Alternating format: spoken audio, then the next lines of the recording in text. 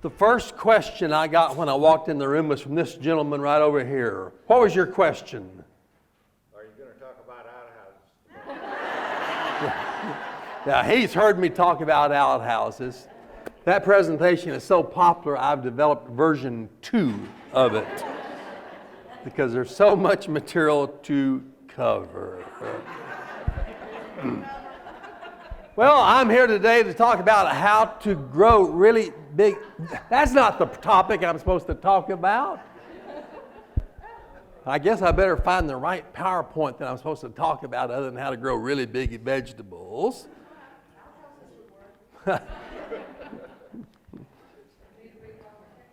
Perhaps we should talk about growing plants and growing people. That's what we're all about in the Master Gardener program, and also about land grant colleges, the Extension Service, and Master Gardeners. Let me give you a scenario. It is 1828. You want information about growing apples. Where would you go to get more information in 1828 about growing apples? Okay, so somebody hold up your hand so we can. Yes, where? The Caspian Sea, because that's where the derivation of all of them came from. Okay, so we'll take a trip to the Caspian Sea, okay? Another idea. Another apple grower. Oh, go talk to an apple grower. Another idea. Monticello. Go see what Thomas Jefferson knew. Other ideas. Farmers Almanac. Well, boy, we're just getting all types of ideas. Now, my original plan was to have you use some electronic responders. And sometimes they work and sometimes they don't work. But today, we tried them and they just weren't working right. So we'll go back to the old-fashioned way of having you hold up your hands. So let me give you 4 options and have you vote. We could go to some farm newspapers and magazines. There was a publication that started in 1820 called the American Farmer. And they had all types of information. So that's one of your choices you could vote for. We could go to astrological charts. Yeah. No, since we're interested in fruit plants, there's a picture of an apple, then maybe we need to do some research on astrology and how that all works. Or we could go to the county agricultural agent for advice, or we could go to the university. So those are your 4 choices. So how many of you would go to number 1? Hold up your hands. Oh, we got about half of you say that. How about number 2, astrological charts? Nobody. Oh, I think there may be one person back there. How about 3, the county extension agent? Oh, we got quite a few of you who said that. How about the university? Oh, some of you picked that one also. We got somebody back there shaking their head. No.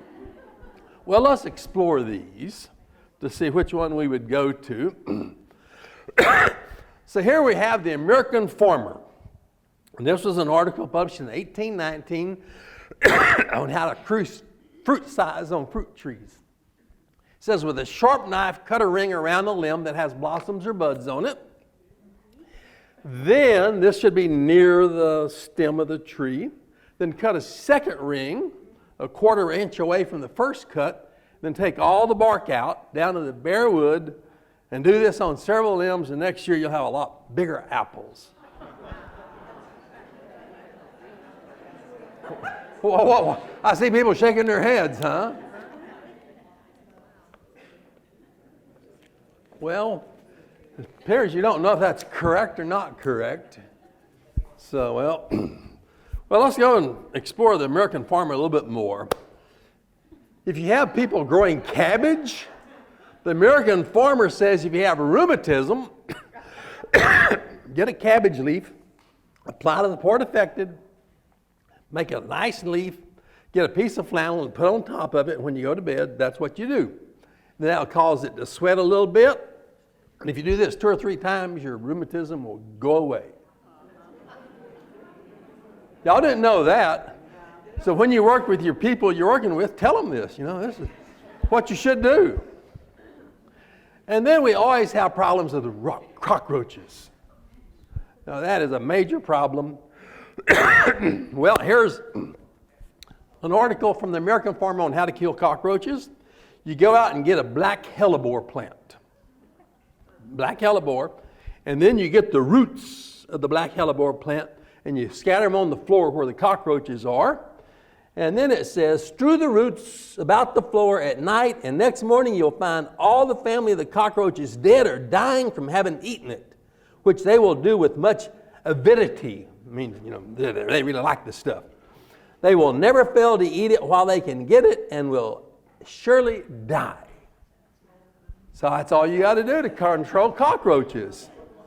Black hellebore root. Or there's another article that came out a few years later.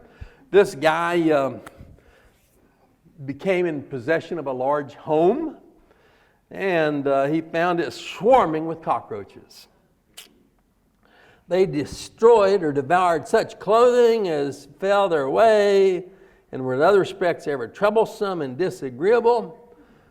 So he asked some neighbors what to do. And here's what they said. Get you a couple of these earthen pots like this. Put a little molasses in that. Get a wooden shingle and prop it up against it so it's sort of like a bridge. Sprinkle some molasses down the floor. The cockroaches will come across that trail, follow the trail, get up on the bridge, fall in. And he said, after a couple of nights, you'll have your problem solved. So let's all go to the American Farmer magazine. That wasn't real scientific, was it? Well, we could go to the old Farmers Almanac. The old Farmers Almanac is based upon the position of the moon and the 12 signs of the zodiac. I don't know if y'all knew that was the background of it, but that's it. And according to the 2019 June Almanac, the best day to begin a diet to lose weight, June the 24th. Well, you can't start on a diet today, folks. It's not a good day to do that. No, you can't start on a diet next week. You got to wait till June the 24th to start on that diet. But here, if you want to cut your hair to encourage growth, do it on June the 11th. If we want to graft or pollinate some plants, June the 6th. Well, we missed that one. But what can we do on June the 7th?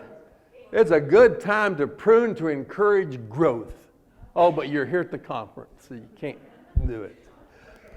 Well, just wait till July the 4th and do your pruning according to the zodiac.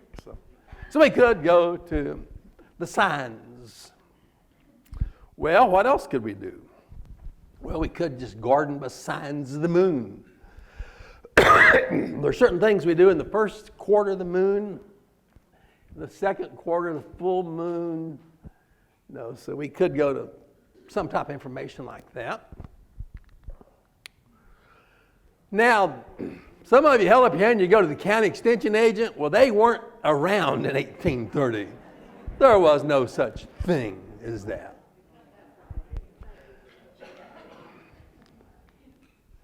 Then we said, well, we might go to the university.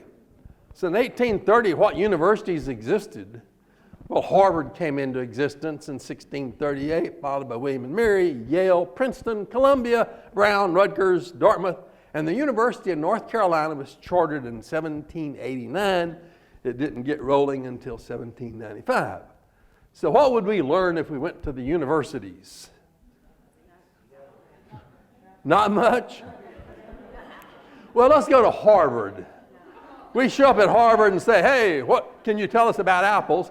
They would send us to the theology or the religion department. Apples are mentioned in the Song of Solomon. Well, that doesn't help me a whole lot. The English faculty would say, well, William Shakespeare wrote about apples and the taming of the shrew. Thank you a lot. We could go to the nutrition faculty and they would tell you a proverb from Wales in the 1800s. Eat an apple on going to bed and you'll keep the doctor from earning his bread. So that's what they'd tell us. Or we could go to the history department and they would tell us about William Tell shooting an apple off of the head of his son because he would not pay homage to the Hapsburgs in the 1300s. So boy, going to the university is really not going to help us very much at all. If we go to 1860, in America, we have 400 colleges. The emphasis is what? Liberal arts is what you get. Only 3% of the colleges had a department of science. We didn't have a whole lot of science. We didn't know much science.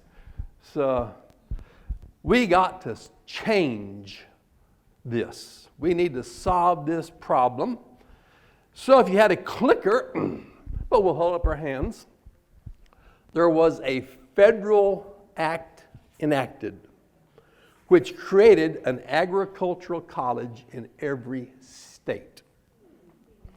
And your four choices are the Hatch Act, the Morrill Act, the Smith-Lever Act, the Smith-Hughes Act. So how many will pick Hatch Act? Got a couple of hands. The Morrill Act. A few more. The Smith-Lever Act. Even more. The Smith-Hughes Act. Okay. Well, we have a split here. So let's see what the answer is. It's the Morrill Act. So we'll talk about that. We're going to talk about all those acts except one. So let's talk about the Morrill Act. There was a senator from Vermont who came up with the idea of a national agricultural college. It'd sort of be like the Naval Academy or West Point. Instead of training military officers, we would send our best and brightest there to train them to be agriculturalists. Then they would go back to their home states and teach agriculture, educate people. What's the problem with that idea? It could be transportation. Where are we going to locate it? Well, let's put it in the center of the country. Let's put it in Iowa. Now, is the agriculture in Iowa a lot like North Carolina agriculture? Yeah, it's not quite like North Carolina agriculture. How about, is it like Maine agriculture? No, it's not like Maine agriculture. So we can't find really a place to place it because the agricultural conditions vary so much in the country. So let's do something different. So Morrill introduced acts in 1857, 1858, and 1859. The states would receive land from the federal government. They would sell the land and then use that money to endow an agricultural college in their state. Finally, it passed in 1859, but the Southerners were opposed to it because this infringed on the rights of the states. And so President Buchanan vetoed it because he knew if he agreed it, the Southerners might secede from the Union. And they did. So the Southerners seceded from the Union. So then in 1862, the Morrill Act did make its way through Congress, was signed by the president. So all the states except the southern states who were in a state of rebellion did not get the money for a land grant college. So what about the Morrill Act? It gave federal land to sell to support the college.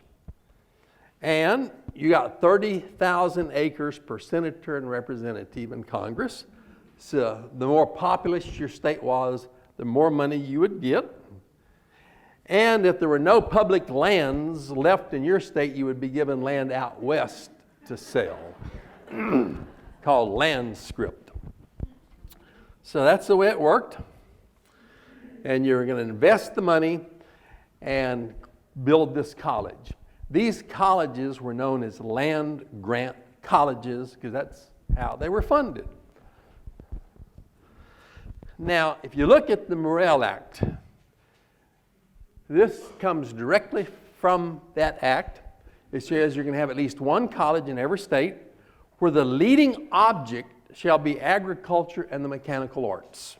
But we're not to exclude scientific and classical studies and military tactics.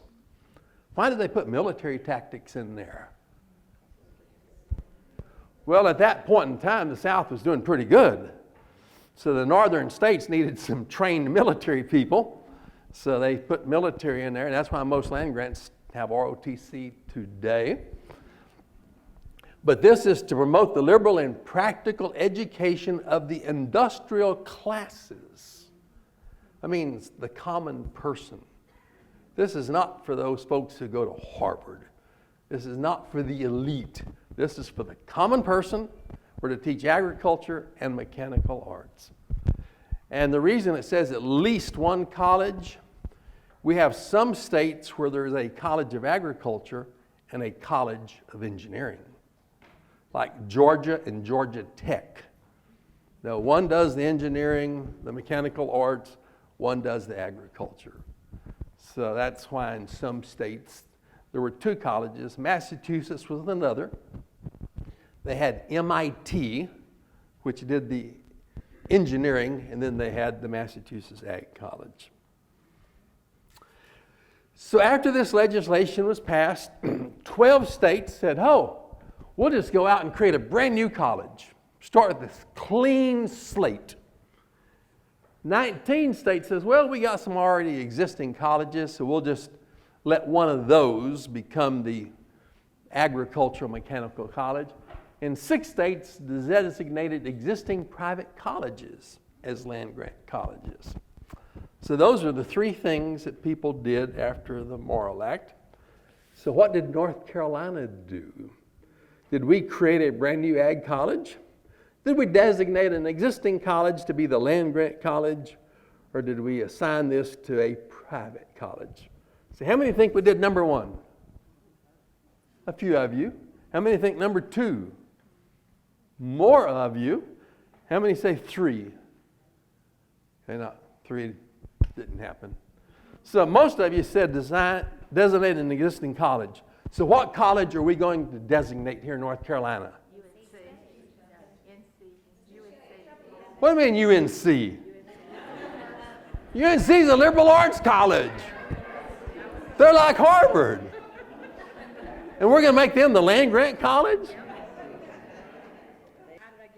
What's the date? So it's later? Yeah, when did the Civil War end?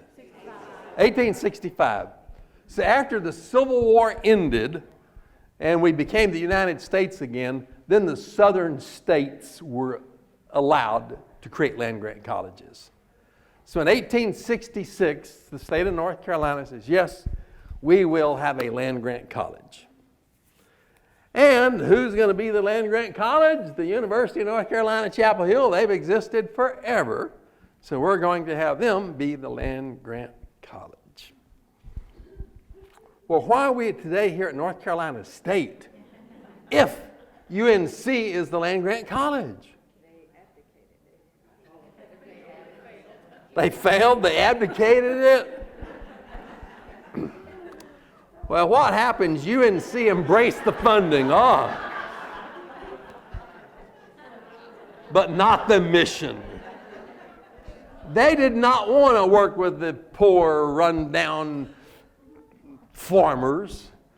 No. But after the Civil War, during the Civil War, UNC was really the only major university in the South that stayed open.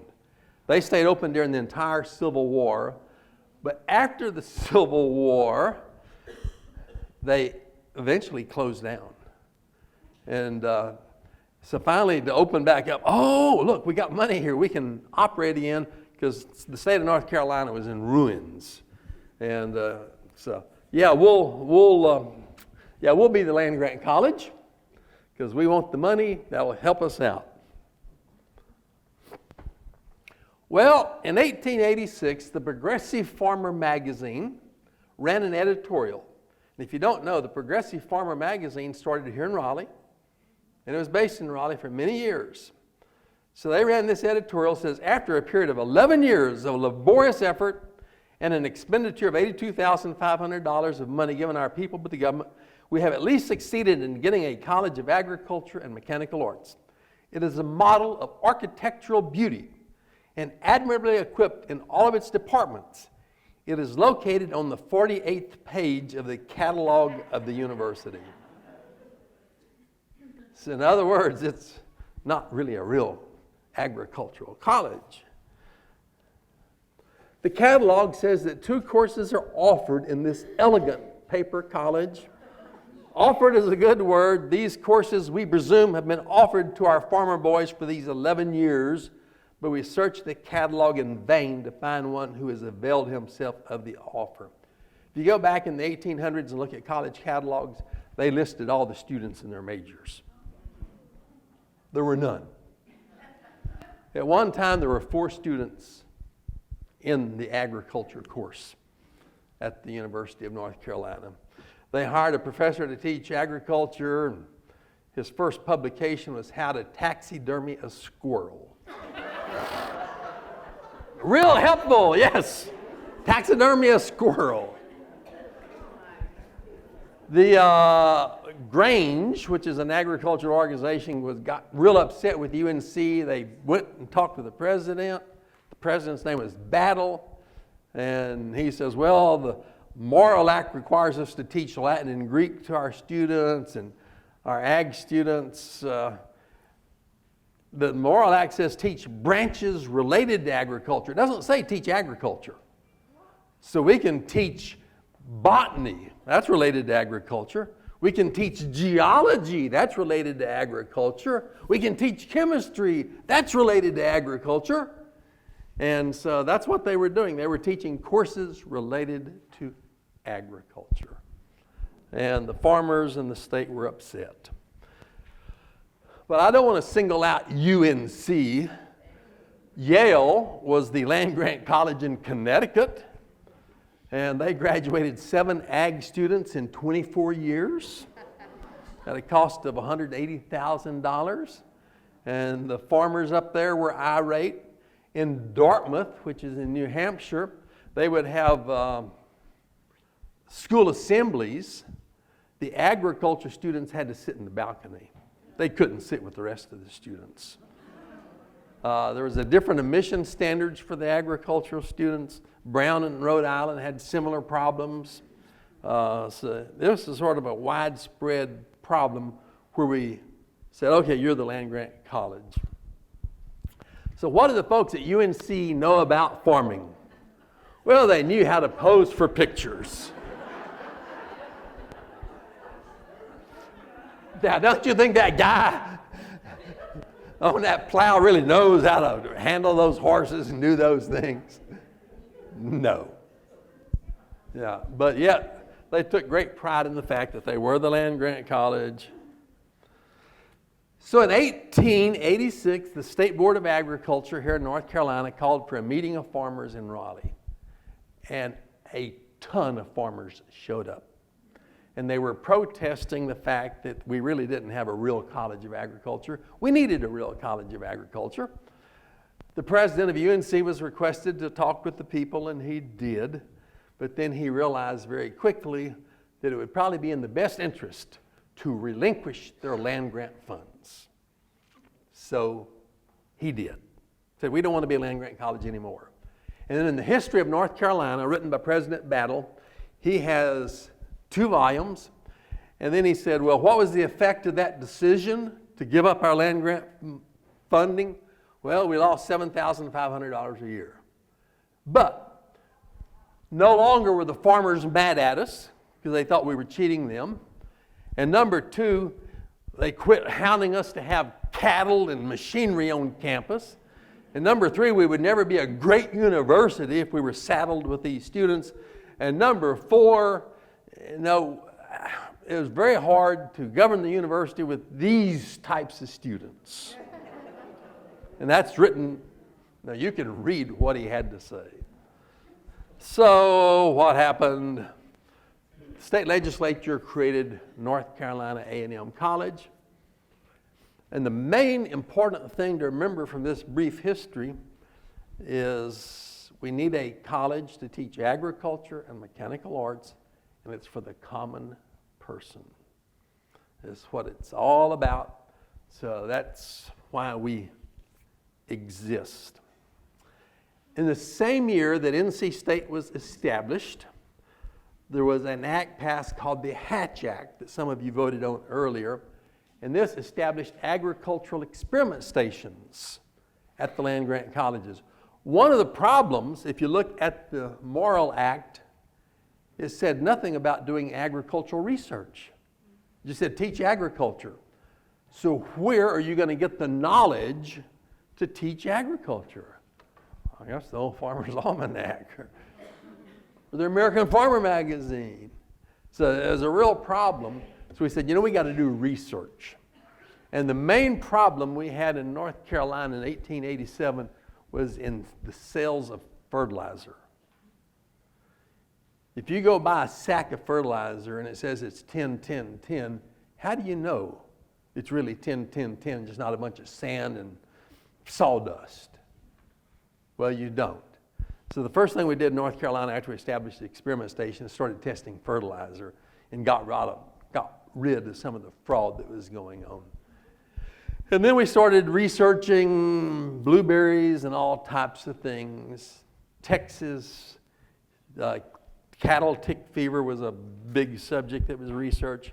So now we have a college that teaches agriculture, and we can do research in agriculture. Then we passed a second Morrill Act in 1890. What happens, the 1862 Act was great, but as the ag colleges grew and developed, they needed more money to support them. So Morrill introduced acts for 6 straight years to increase funding for these land-grant colleges, but every time it was defeated because in the South, we would not let black folks attend these colleges. And the Northerners said, no, that's not right. We're not going to give you more money to help your university if you're going to discriminate against people. So they reached a compromise in 1890. If you're in a state that has restrictions on enrollment in the land-grant college, you can create a second land-grant college for African Americans. And that is what happened here in North Carolina and in 16 other southern states. So that's why North Carolina A&T came into existence. So that way the African American students would have a place to go to school to study agriculture in addition to NC State. But we still have a problem. This information is not getting out to the farmers. Now, we're doing research at the university, that's good. We're teaching agriculture, that's good, but in order to get this knowledge, you have to go there. So, what do? Here's Iredell County in the early 1900s, and the people wanted agricultural information, but they wanted it to be near their home, relevant, communicated on their level, and to be practical.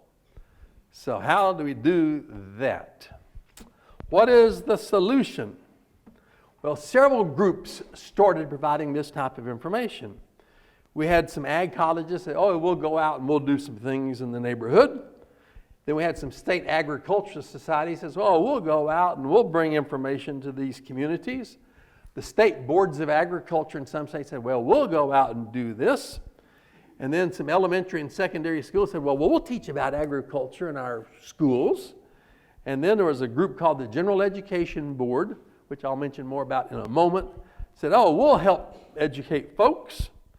And then commercial companies said, we'll go out and we'll sell our seeds and our fertilizer and educate folks. So we had a bunch of different people now saying, we'll take information out to the farmers. And one of the things that emerged in the late 1800s was something called Farmers Institutes.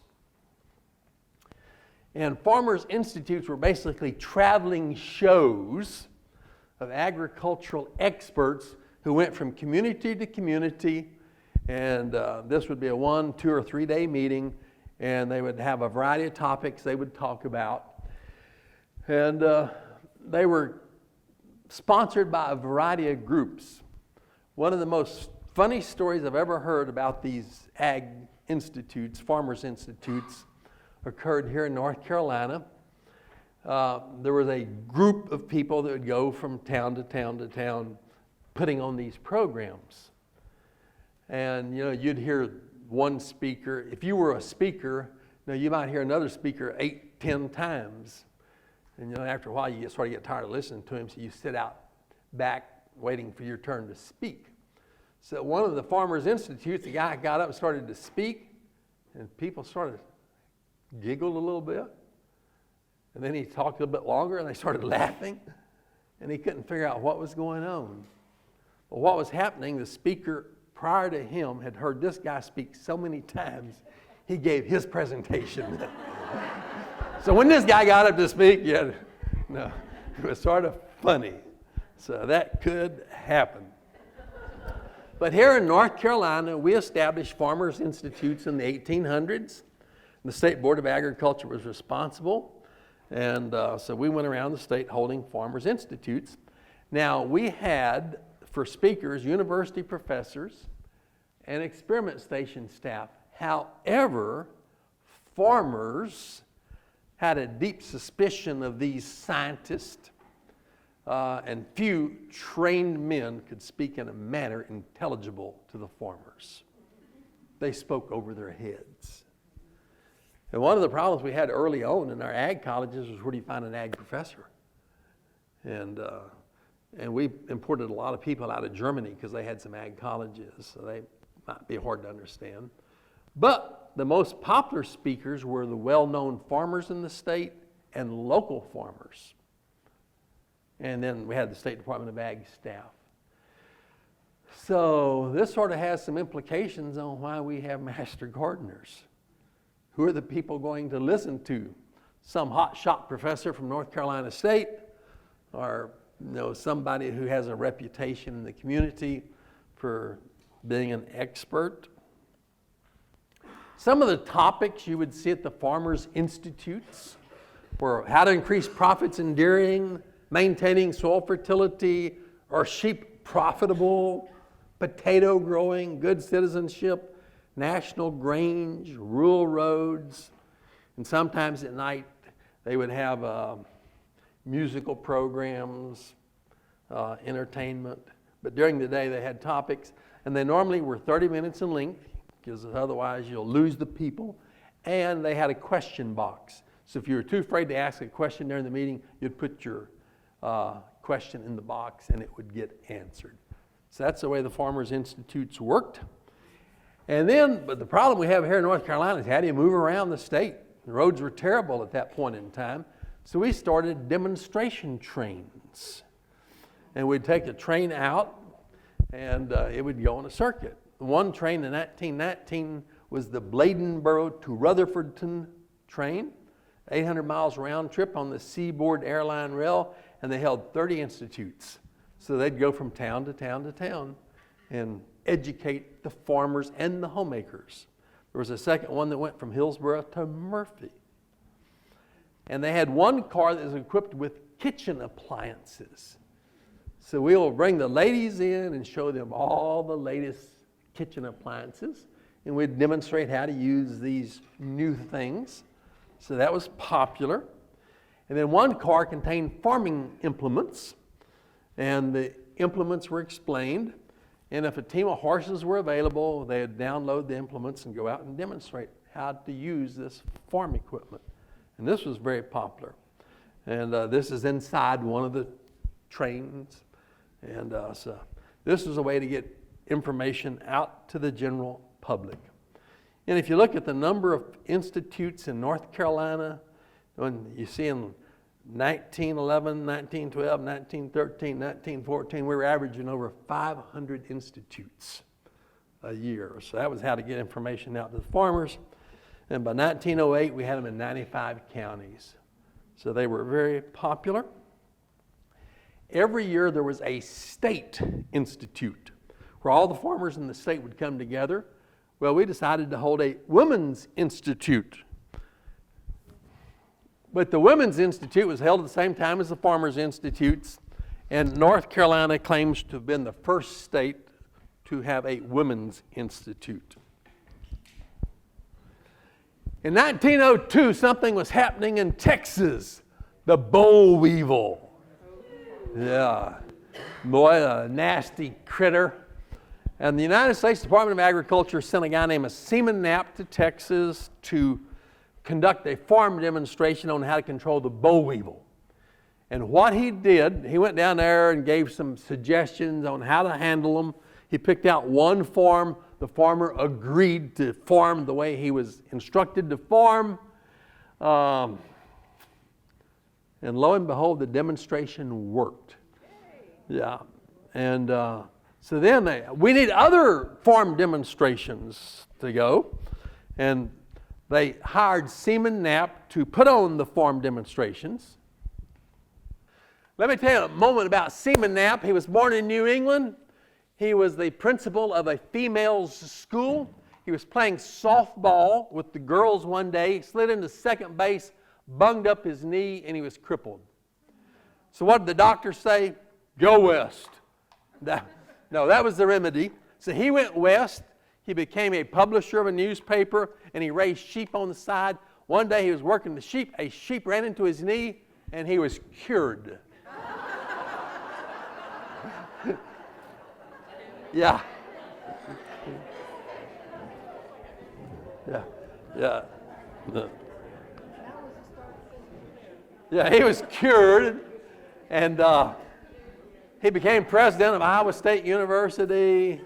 And he was a great gentleman, and so that's why he was picked to go to Texas to start demonstration farms. And he is known as the father of extension. What a man hears, he may doubt. What he sees, he may also doubt. But what he does, he cannot doubt. And that's sort of the philosophy behind our extension work. Well, I mentioned earlier the General Education Board. This was an organization devoted to helping improve education, particularly in the South. It was created by John D. Rockefeller, who was a rich guy, in 1902. And he made an agreement to sponsor more demonstration agents in the South because the USDA did not have the funds to do so. So, in a matter of about 10 years, the General Education Board paid the salary of farm demonstration agents in the South. They set up over 100,000 demonstrations. They identified the best farmers in the community, persuaded them to farm using accepted practices and using latest techniques, and the higher yields and profits then did the rest of the work. So basically, we worked with the outstanding farmers or outstanding gardeners. Maybe that's why you're here today. Which North Carolina county had the first General Education Board demonstration agent? So think about that. I got 4 choices up there: Sampson, Wake, Iredell, or Columbus. How many think it was Sampson County? Not very many. How many think it was Wake County? Oh, quite a few. How many think it was Iredell? Quite a few also. How many think it was Columbus County? So it boils down to Wake or Iredell. Why would it be Wake and why would it be Iredell? What now? Wake had the money, Iredell had the policy. Okay. She said it had to do with money. Wake County had more money. However, the General Education Board was paying the salary for this person. What now? Oh, yeah, the college is here. Okay, Iredell is agriculture. Well, the correct answer is Iredell. Yeah. In November of 1907, a guy named Hudson shows up here in North Carolina. He's been employed by the General Education Board to set up farm demonstration work in North Carolina. So he first goes to Wake County, to the State Department of Agriculture and says he wants to do these demonstrations, they say, we don't want to have anything to do with you.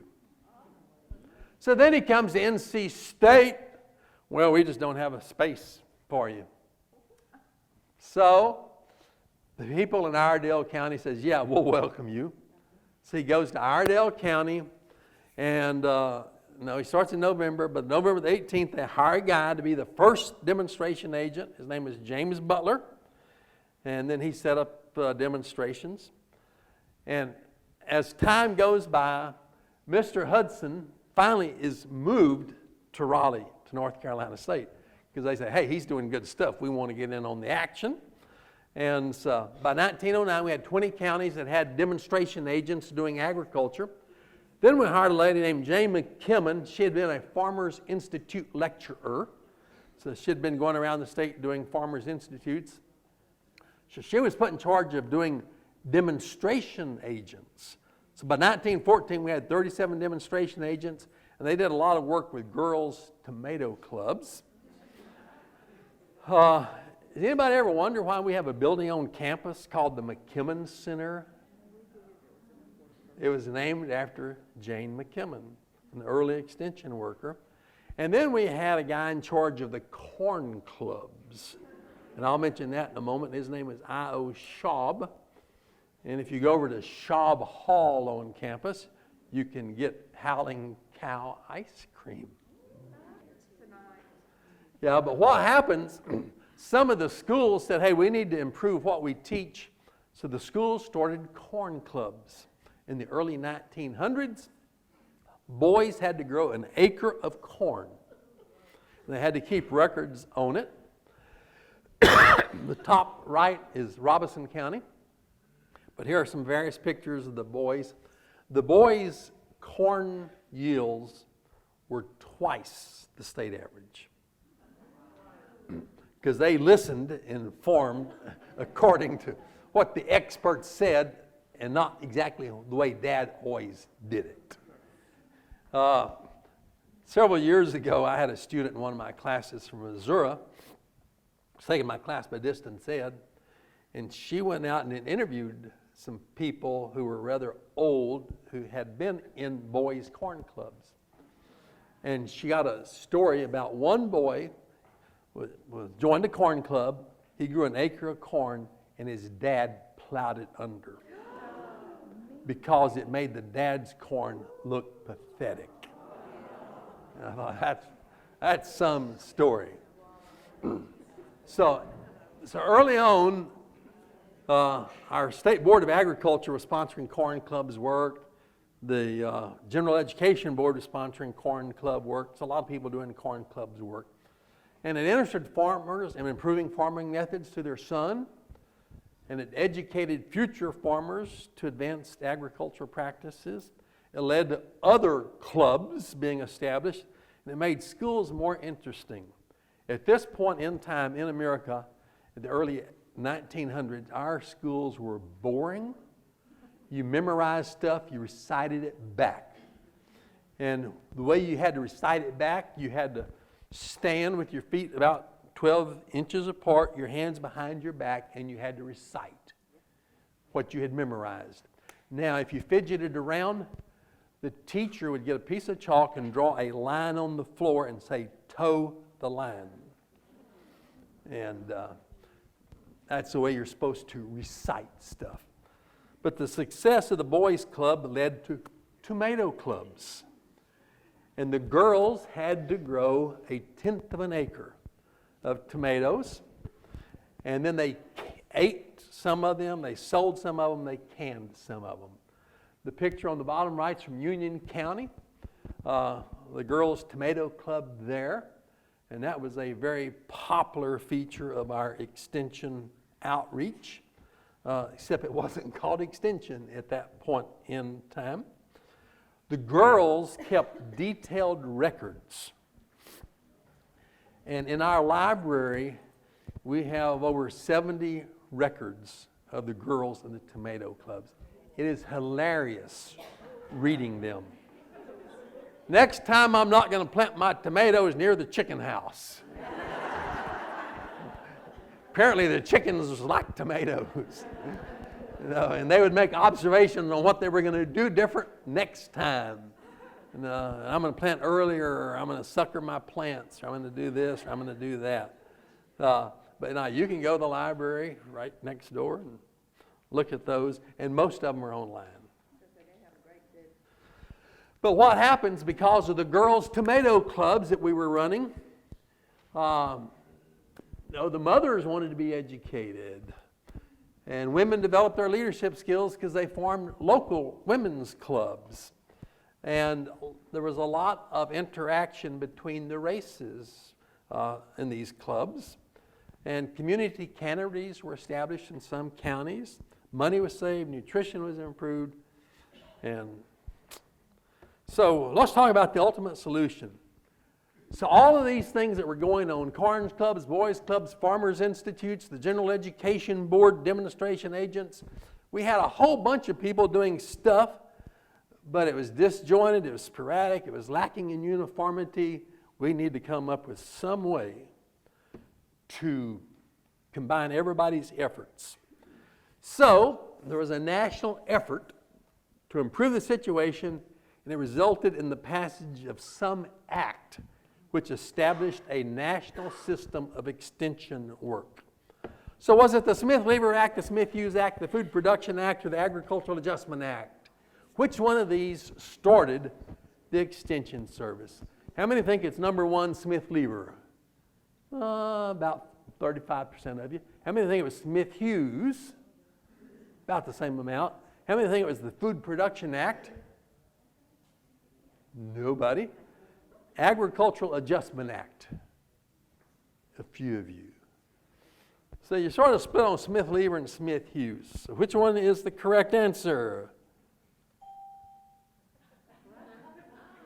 Oh, it thinks I'm using my clickers right now, but I am not. It had a timer on it. The Smith-Lever Act. Yeah, the Smith-Lever Act is what started a consolidated, systematic effort to take knowledge from the university out to the people. The Smith-Lever Act was passed in 1914. The Smith-Hughes Act was a federal act that provided funds to teach agriculture in the public schools. So if you're in a county that has agricultural education, FFA in the school, that's because of the Smith-Hughes Act. The Food Production Act was an act passed in 1918 because we were involved in the World War I. This gave more money to hire extension agents. And the Agricultural Adjustment Act was passed in 1933 during the Depression, and I'll mention it in a moment. So basically what happened, we combined all these different things going on and said we need the Cooperative Extension Service. So that way we can have a concerted, coordinated effort to take education out to the people. According to the Smith-Lever Act, the wording says the purpose of this is to aid in diffusing among the people of the United States useful and practical information on subjects relating to agriculture and home economics, and to encourage the application of the same. So that's what we're all about in Extension.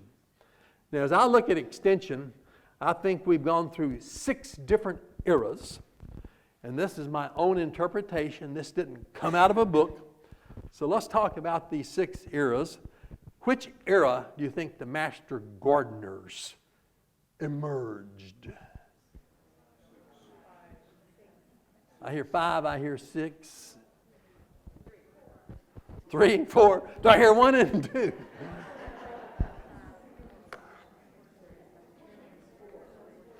Well, let's talk about Era 1 real quickly. Let me just give you a sort of a bird's eye view of Era 1. In Era 1, our goal was to increase farm production and to improve homemaking. That's what we were all about in that era. And here's a picture from Iredell County. It's a farm demonstration to show the value of oats and barley and hay, soil improvement. There's over 100 farmers in attendance, so we held a lot of meetings like that. Here's from Duplin County, a cooking with milk demonstration for our home economics colleagues. And then we had 4-H programs. In the early days of Extension, there was an agricultural agent and a home economics agent, and they collectively worked with 4-H.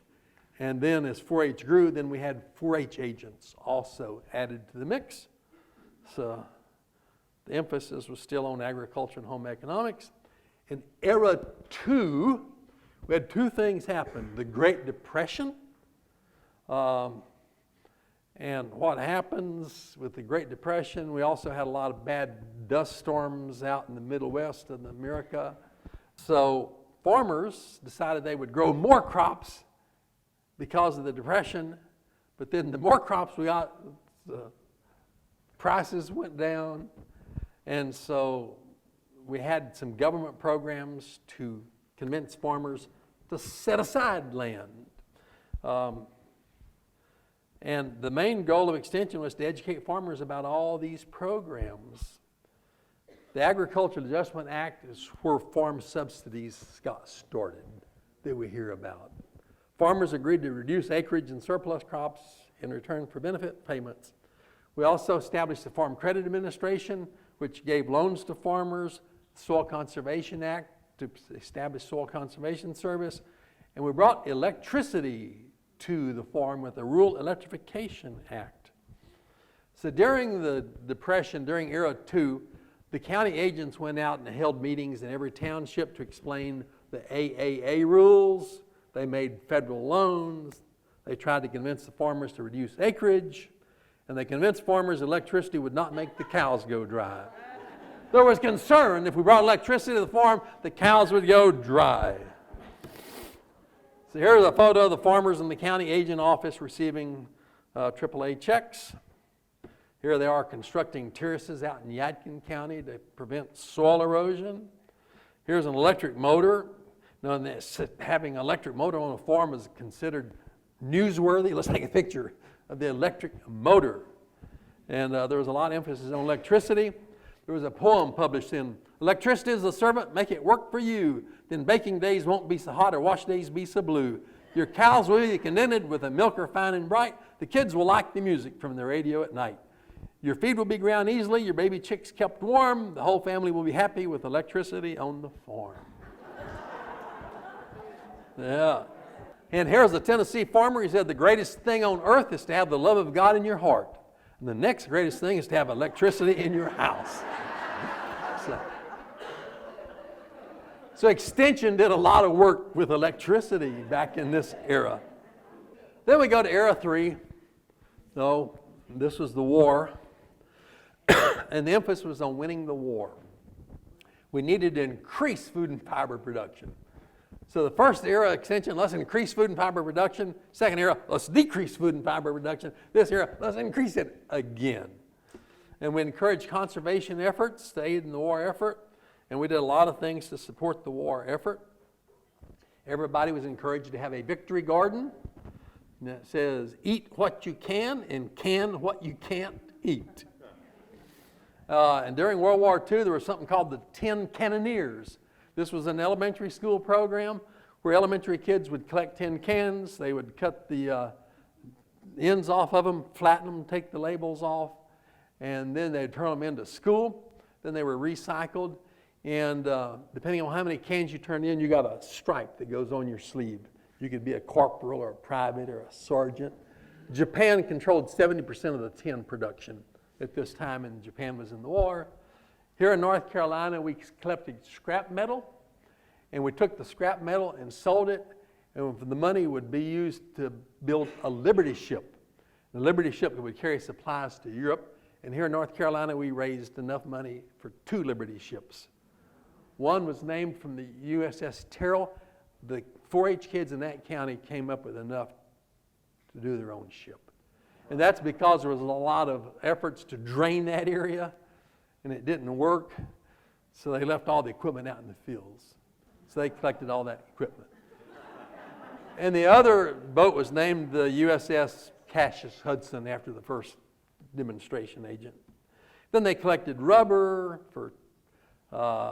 they collected milkweed pods, because what happens during the war, you need life preservers and you need parachutes, you need jackets that have insulation in them for the bomber pilots, and all the insulation was coming from the island of Java, plant there, Kapok. And what happens, the Japanese were on that island. They controlled it. But we discovered milkweed pods would do the job. So we had 4-H kids out collecting milkweed pods during the war. They did a bunch. And here's a 4-H girl hoeing her victory garden. So that was era 3. Then we get to era 4, which I call the golden age of extension. When most people think of extension, this is what they think of. We were still emphasizing farming, homemaking, and 4-H, but the times are starting to change. Here's a agent teaching farmers about the ignition system on the tractors.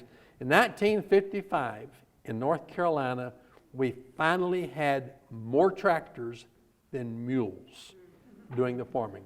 But 1955 was the transition year where that changed.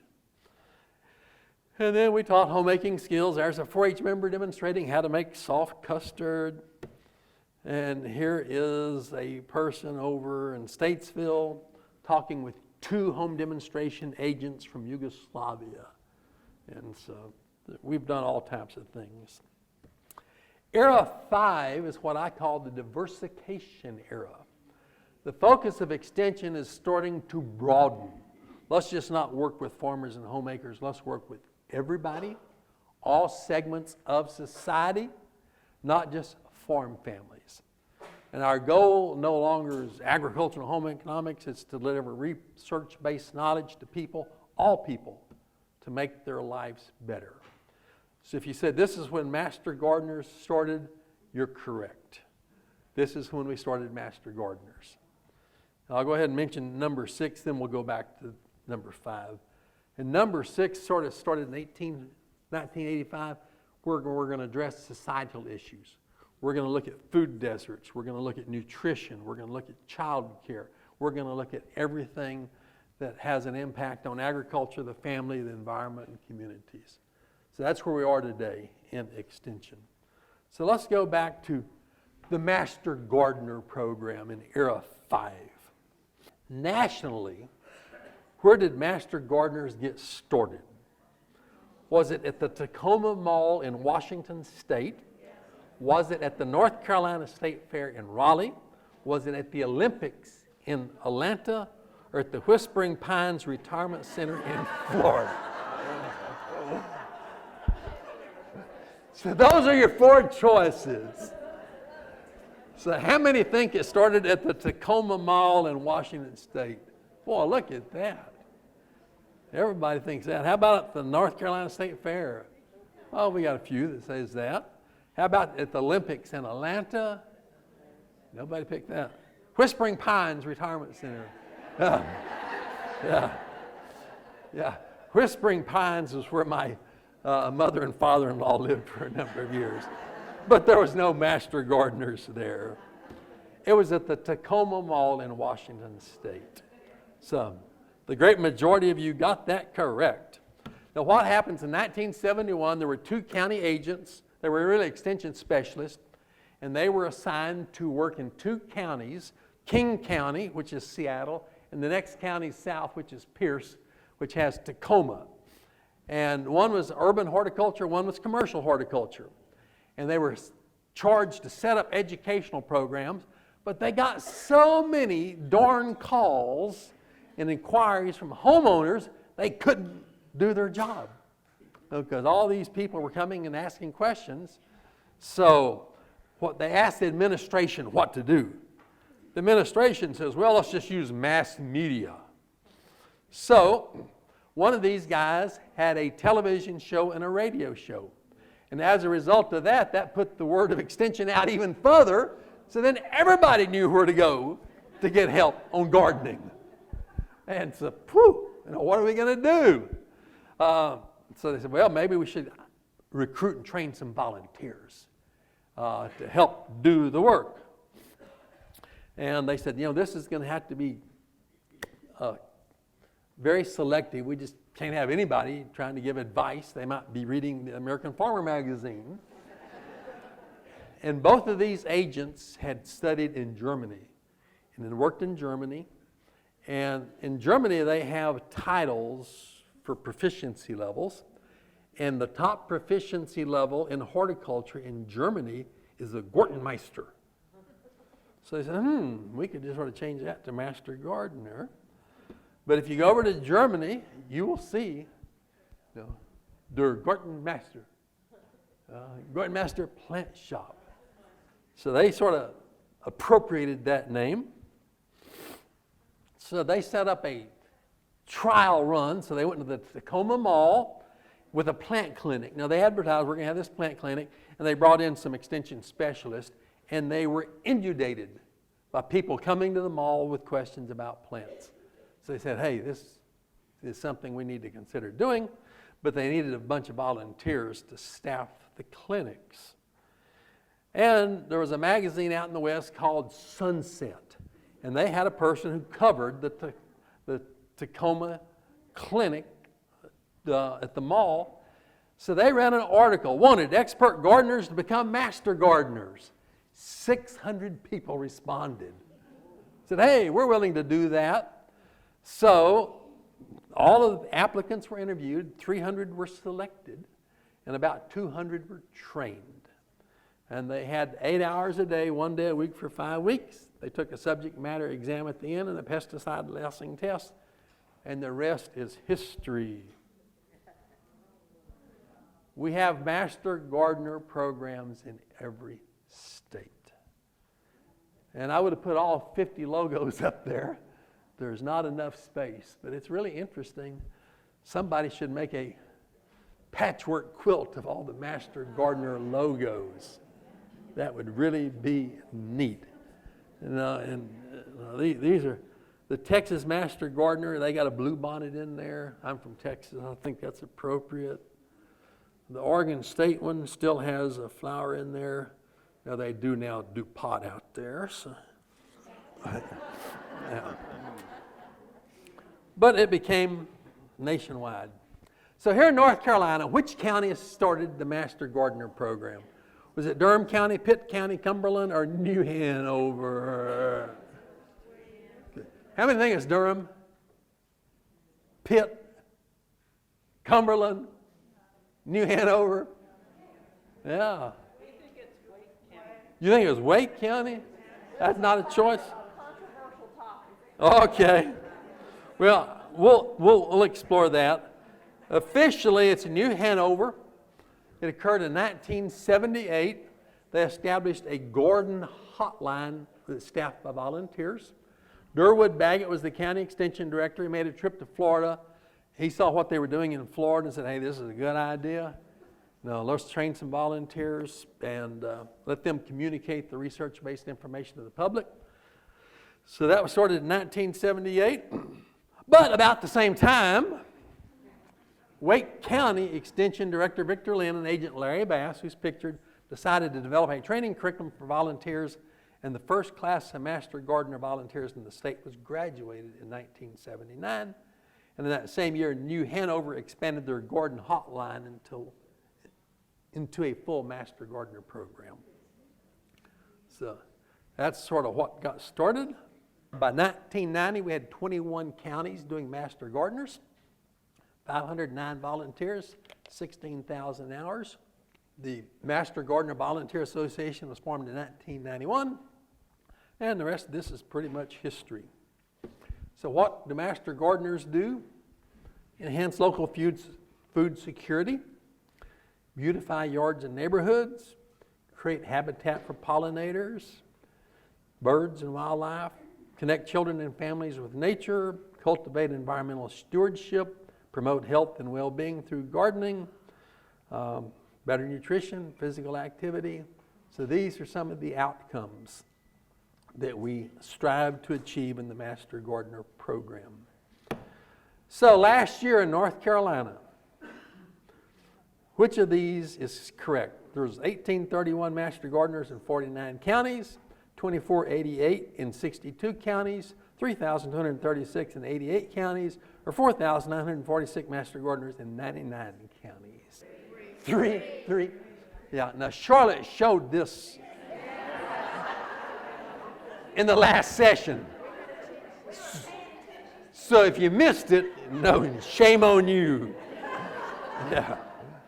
There's 3,236 master gardeners. What do the master gardeners do in North Carolina? Well, you can see some ask, they staff hotlines and clinics. Some develop plant sales, raise money to support their efforts. Demonstration and teaching gardens is the largest part of this pie. Public events, community gardens, youth programs, therapeutic horticulture. In the department I'm in, we work with the Governor Moorhead School on gardening. It's not a part of the Master Gardener program, but we go work with the blind students on gardening, and they like the feel of the plants. There's basically two elements in the Master Gardener program: growing people and growing plants. We all sort of familiar with the planting cycle. We plant, we feed the plant, we water the plant, we harvest the plant. There's a few steps missed out: get rid of the pests, get rid of the diseases and stuff like that. But, you know, in growing a plant, this is sort of the cycle. In Master Gardeners, we have a people cycle. We recruit volunteers. We give them training. They go out and educate others. And then we see the results of what they do. It's pretty impressive. So growing plants, growing people, that's what we're all about. And you know how we got there. So, yeah.